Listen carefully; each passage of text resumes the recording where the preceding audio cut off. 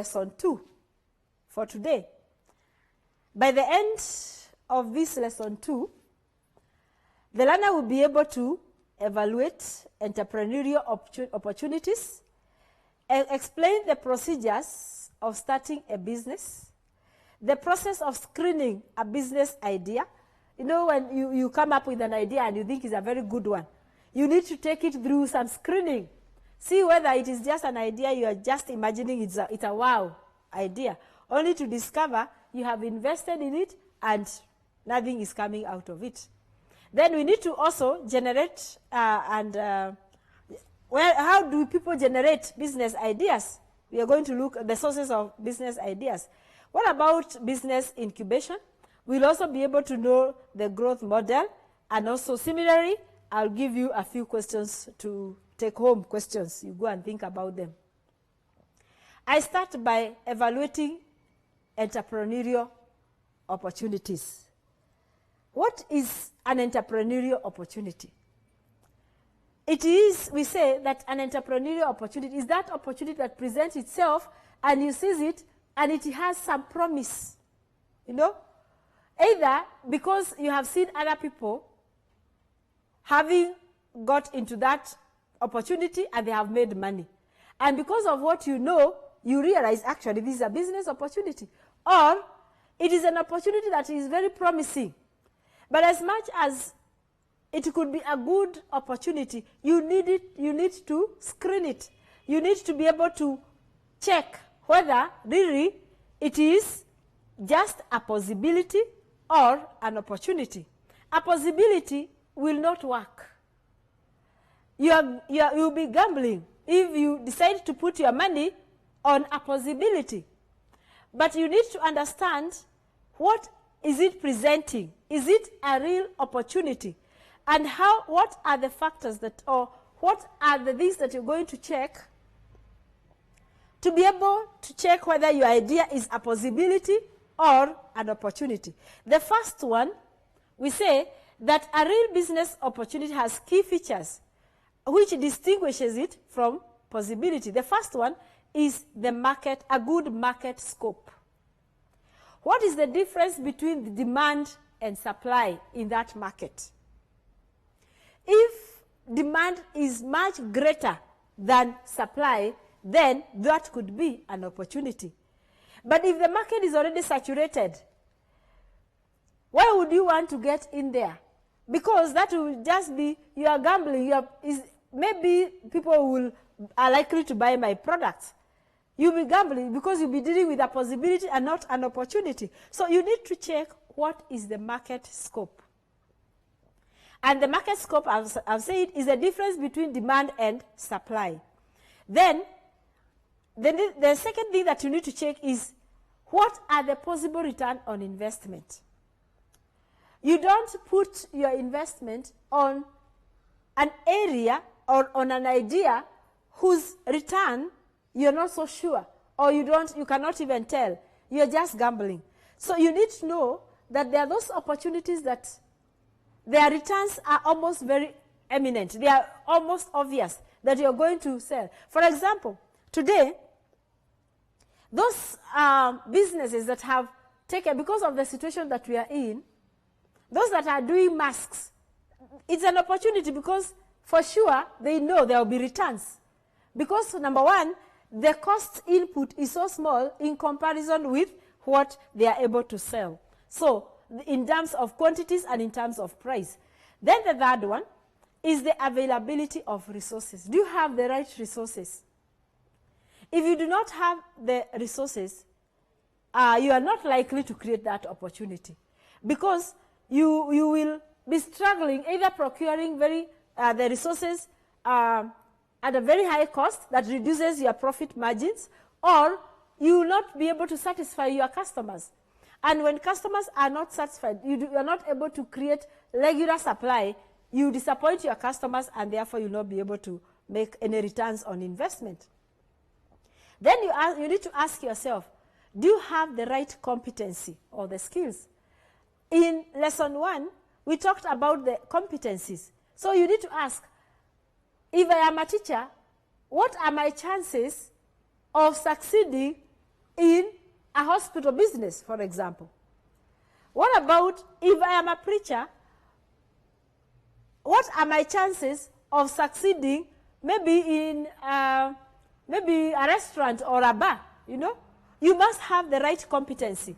Don't do things that are completely way out of your line because you do not have those necessary skills. Then you ask yourself also, what is the right, do we have the right business environment? In the area, in that market, what is the issue of security? What is the issue of the government regulation? What is the issue of, you know, a number of business environments, both internal environments and external environments, that really dictate the opportunities that are available for entrepreneurs? Do you have the right management skills? And do you have the right human resource? And that way, if you analyze your business opportunities, then you are likely to make a decision, do I implement this idea or do I not? Now, supposing you decide to implement that idea, now you need to understand what is the process of, you know, what is the entrepreneurial process? It is the process of starting a new venture, and you are, in this case, you are implementing the idea that you had in mind. You must be capable of viewing the process as one that aims at solving societal problems. I want to refer you to lesson 1. I said those entrepreneurs that succeed must be offering solutions to the society. And when in that process, you must keep on reminding yourself, what problem, what societal problem am I solving? An entrepreneur must therefore find, evaluate, and develop that opportunity. He must be able to overcome the forces that resist the creation of innovation. Basically, innovation is very key in creating a business opportunity. Why am I saying this? It is possible that there may lack demand. For example, if it is a new product altogether in the market, a new idea, out of nowhere, you need to bring it out to the consumer and convince them it is going to solve their problem. And that is why we say entrepreneurs are able to create a process. They are able to create a new demand. Now, this has got 4 distinct phases. That entrepreneurial process has got 4 distinct phases. The first one, you must be able to identify and evaluate the business opportunity like we have already evaluated it through checking the market scope, through checking the return on investment like I have done in the previous slide. So then, after that, you develop a business plan. Later on in a different lesson, I'll teach what a business plan is, and I'll be able to take you through. But for today, let us finish with this. Number 3, determine the determination of the required resources. You need to know which are the resources that are required. Do you have them? Are they available? Is there somebody who is willing to work with you and provide the resources? You need to understand that. Then you analyze the business environment. You see, sometimes the business environment, even in the country, may be very hostile. When we have issues of corruption, official corruption, when we have issues of insecurity, when we have issues, too many of them that really are going to disrupt your process. But basically, if you decide to implement your idea, you must take your idea through these 4 processes. Let's look at how do you do that. The first thing that you need to do is to assess the product demand. You can do that through a market survey. We have seen people who give even free samples in the market to see the response. Or in supermarkets where we find you're buying one product, but beside it, you carry home a free sample. That way, somebody is trying to assess the market demand for a product. Now, the market survey means that you do a market analysis, and a wise entrepreneur will need to have tangible data so that you are able to make a decision. You need to ask yourself, in the market survey, one needs to understand, who are my customers? What do they want? What will satisfy them? What do they buy? Where do they buy? How do they buy? Do they buy only at the end of the month, or do they buy every other day? They need to understand their customers. Now, we continue to look at this, and we need to understand, to know that an entrepreneur must really understand their customers. For example, you need to understand what are the characteristics. Later on in lesson 3, I'll teach about market segmentation. And in market segmentation, we classify, we profile customers according to their characteristics. What are the attributes of that customer? Once you understand your customer, you'll be able to answer the questions that we just asked earlier. For example, who is my customer? You know, what is their age? What is their level of education? What is, you know, all those things that characterize your customer. Then you need to ask, even as you assess your product demand, what is the competition that exists already on that particular product? Are you trying to compete for very few customers and you are so many sellers? That reduces the chances of sale. Where do you locate your business? You know, if you locate your business where there is nobody even passing by, surely you are bound to fail. So you need to understand that also. We ask yourselves, let's look at this gentleman. He's so distressed. This gentleman the business has collapsed. And we ask ourselves, what are the common reasons that cause business failure? We have a number of them. The first one is lack of market. You know, you put your product into the market, but nobody is there to buy it. And another reason could be the product that you're offering is not offering any solution to satisfy any customer. That will make your business fail. Then you have incompetent workers or employees. I want to give an example of workers in a pharmacy, for example. If you went to a pharmacy and you ask for a certain drug, and they start asking each other, what drug is this? You know, so and so, can you come and attend to this customer? And they say, I also don't know. Surely you lose confidence. Confidence with that pharmacy, you will never go back there. So you need to have competent employees for your business to be able to succeed. Then, another cause of business failure is unfair competition. There is what we call undercutting in business. And when you are operating in an area or on a product that has got or suffers from unfair competition, the chances of your business succeeding is also very slim. What about lack of response to technological changes? Some of us are stuck to the old and traditional technology. And yet today, and I want to give an example that I may use later in lesson 4, about the issue of marketing. You keep on giving people leaflets, you know, the traditional way of moving from house to house, trying to promote your product. That is the old technology. People have moved to social media to, you know, in a different way. So if an entrepreneur does not change with the changes in technology, you are likely not to succeed. Then there are environmental factors that may really cause many businesses to fail.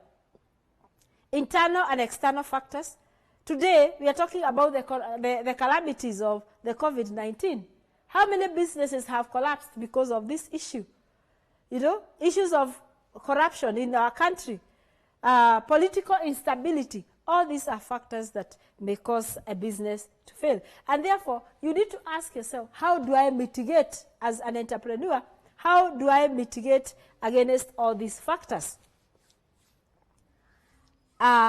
Still to continue, there is the management style, you know, the kind of style that you use to manage your business. If you need to be able to have what we call the PR, be able to embrace your workers so that they do not sabotage you. Then the poor management or entrepreneurial skill, disasters, poor pricing policy. I want to explain a bit about poor pricing policy.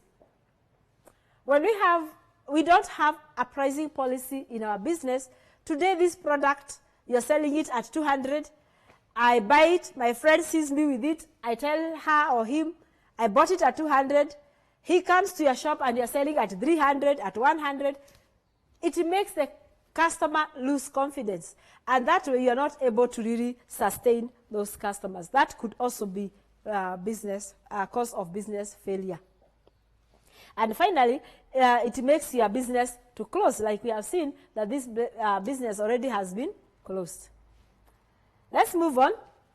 We look at what is the role of that entrepreneur in the business. You are the vision bearer. You are the entrepreneur. You must be able to combine your resources into proper proportions. You must provide capital. You must create the right organization structures. You must be capable of communicating your vision. You must plan your business. You must put down the policies that will guide your business, the rules and the guidelines that are going to guide your business. You must basically provide what we call leadership. Leadership is key. If you're not providing that leadership, then you're not likely to succeed. You're not playing your role as an entrepreneur in your own business. In conclusion, every entrepreneur has a desire to succeed. We all agree that. We therefore must have the right information to make the right decisions.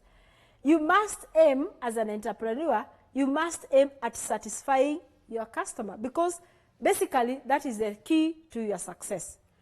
You must understand your customers, because if you're not able to understand who your customers are and what they want, you're not likely to succeed.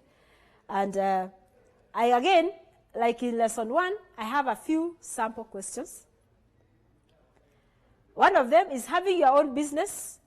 I want you to profile your target customers, assess the product demand using the criteria that we have used, and what are the possible causes of business failure on your dream. Dream about that business. Try to look at what are the possible causes that would make my business fail, and how are you going to mitigate against that. That is the end of lesson 2. Thank you, and stay safe and stay at home so that we avoid We are in a digital era, and Mount Kenya University knows this. The following are the steps to follow so as to complete your online application. Download the application form from the website www.mku.ac.ke. Attach copies of your academic certificates and ID. Pay the application fees via M-Pesa pay bill number 270988. Your ID is the account number. 2,000 shillings is the charge for a postgraduate. You can also deposit in the bank accounts provided on the website. Then email all the above to apply@mku.ac.ke.